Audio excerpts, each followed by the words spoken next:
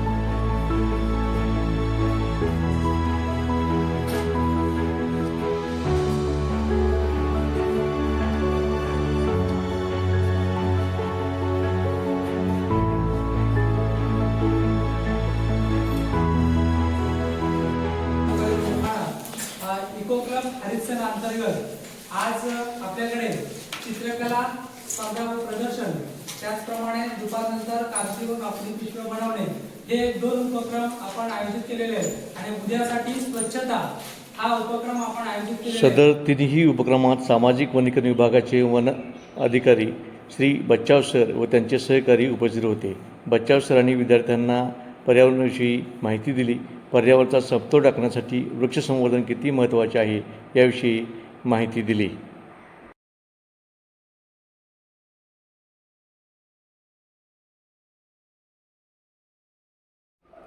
त्याचबरोबर विद्यालयाचे प्राचार्य श्री घुले सर यांनी सदर उपक्रमास शुभेच्छा देऊन विद्यार्थ्यास मार्गदर्शन केले.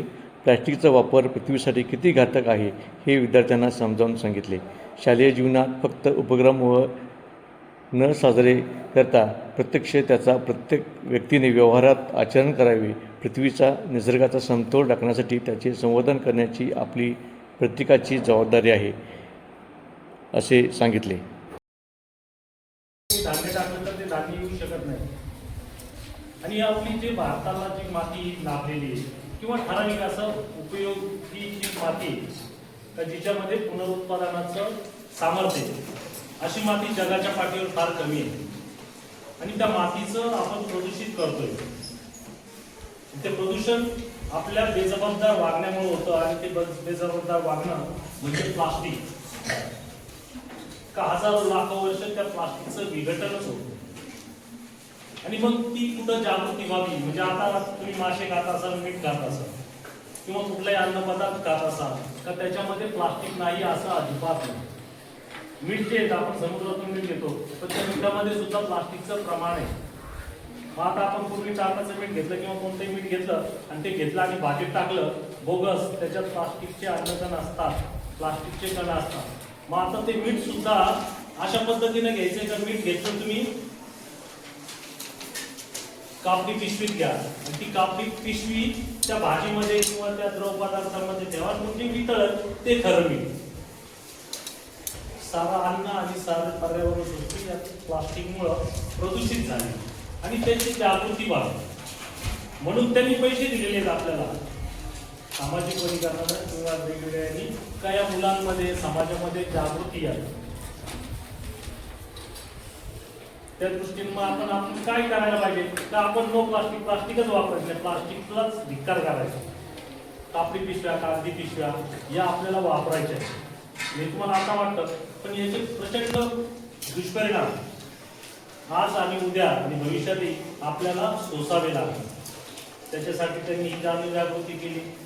मी या ठिकाणी तुम्हाला असं सांगू शकेन का आजपासून किमान आपण ज्यांनी सहभाग घेतलेला आहे या विद्यार्थ्यांनी प्लास्टिकचा वापराला प्रतिबंध करायचा. प्लास्टिकच वापरायचं नाही. भले आपली कागदी पिशवी असेल, कापडी पिशवी असेल, गाठोडं असेल, पण प्लास्टिक हा पर्यावरणाचा सगळ्यात मोठा शत्रू आहे.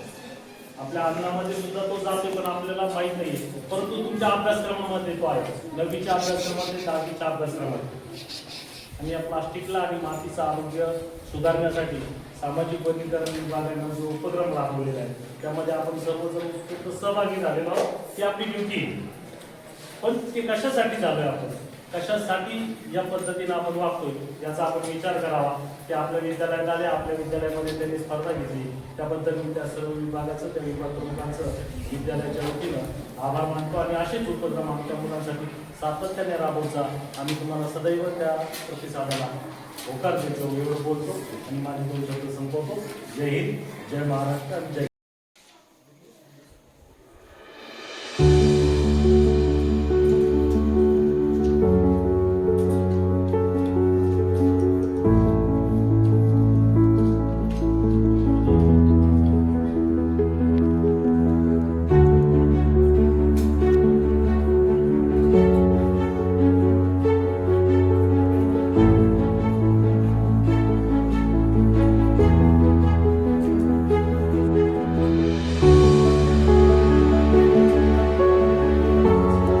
विद्यालयाच्या पर्यवेक्षिका MP पाटील मॅडम यांनीही विद्यार्थ्यांना सदर उपक्रमाबद्दल मार्गदर्शन करून त्यांचे महत्त्व पटवून दिले.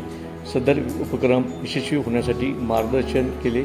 या उपक्रमासाठी इको क्लबचे सर्व विद्यार्थी सदस्य व मार्गदर्शक शिक्षक श्री पारदी सर व श्री फर्डे सर यांनी नियोजन केले. तसेच विद्यालयाच्या सर्व सेवकांनी सदर उपक्रमात उत्स्फूर्तपणे सहभाग घेऊन उपक्रम यशस्वी करण्यास मोलाचे सहकार्य केले. सदर उपक्रमाचे श्री वागसर, श्री सुतार सर व श्री घोडे सर तसेच सर्व वर्गशिक्षक यांनी छायाचित्रण केले. या उपक्रमासाठी लागणारे सर्व साहित्य खरेदीसाठी सामाजिक वनीकरण विभाग मोखाडा यांनी आर्थिक सहकार्य केले. तसेच उपक्रमात सहभागी विद्यार्थ्यांना बक्षीस वितरण करण्यात आले.